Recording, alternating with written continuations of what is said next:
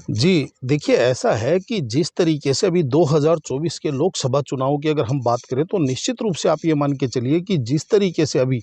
Bharatiya Janata party ने राम मंदिर के मुद्दे को जिस तरीके से जन-जन तक पहुँचाया है, चाहे वो अक्षत वितरण के नाम पे, चाहे पताका वितरण के नाम पे, चाहे प्रसाद वितरण के नाम पे और जो भारतीय जनता पार्टी और उनके अनुषंगिक संगठन घर-घर तक अभी अपनी पहुँच बना चुके हैं इस मुद्दे को लेकर के। और ये मुद्दा इतना सेंसिटिव है क्योंकि यहाँ ये ब भारत के कण-कण में और भारत के रोम-रोम में जिस तरीके से राम बसते हैं और वहाँ पे जिस तरीके से विपक्षी दल ने अपनी अकर्मण्यता दिखाई है, निश्चित रूप से भारतीय जनता पार्टी जो अपना लक्ष्य लेके चल रही है कि 2024 में 400 पार, ये बात इसलिए कह रहे हैं और इसका तर्क इसलिए भी बनता है क्योंकि आपने देखा होगा कि 2019 के लोकसभा चुनाव के अंदर भारतीय जनता पार्टी को केवल 23.5 करोड़ लोगों ने वोट दिया था, जबकि राम मंदिर जब बनना शुरू हुआ था और इसकी राम मंदिर बनने के लिए जो सहयोग निधि इन्होंने इकट्ठी करी थी, उसके अंदर लगभग 64 करोड़ लोगों ने इसके अंदर अपना योगदान दिया था। यानी कि 64 करोड़ लोग जो राम मंदिर से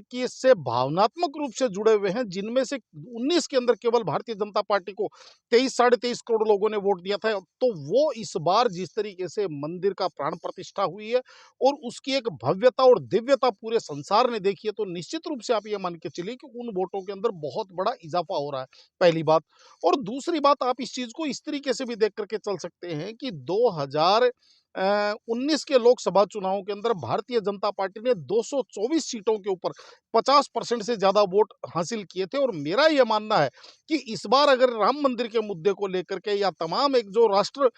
सांस्कृतिक राष्ट्रवाद की जिस तरीके से भारतीय जनता पार्टी ने एक चेतना जागृत करी है पूरे भारत के अंदर, अगर इन मुद्दों को लेकर के अगर भारतीय जनता पार्टी अपना 7, 8, 10% वोट भी और बढ़ा लेती है तो 400 सीटें पार करने में मुझे लगता नहीं है कि कोई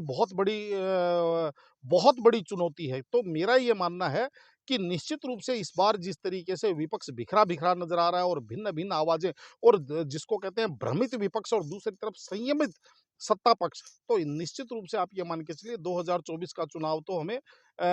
उसका परिणाम तो हमें परिलक्षित हो रहा है। अब ये चीज़ देखने वाली है कि वोट कास्टिंग के टाइम तक, क्योंकि अभी चुनावों के अंदर लगभग डेढ़ महीना है और इसके अंदर कुछ ऐसा क्या घटित होता है कि भई जिससे कुछ कुछ ना कुछ भारतीय जनता पार्टी की जो लक्ष्य है इसके अंदर कुछ हो सकता है कि इसके अंदर और ज़्यादा इज़ाफ़ा हो या और इसके अंदर और ज़्यादा बढ़ोतरी हो, ये देखने वाली बात। लेकिन आज की तारीख में इस चीज़ में कोई संदेह नहीं कि जिस तरीके से भारतीय जनता पार्टी ने राम मंदिर,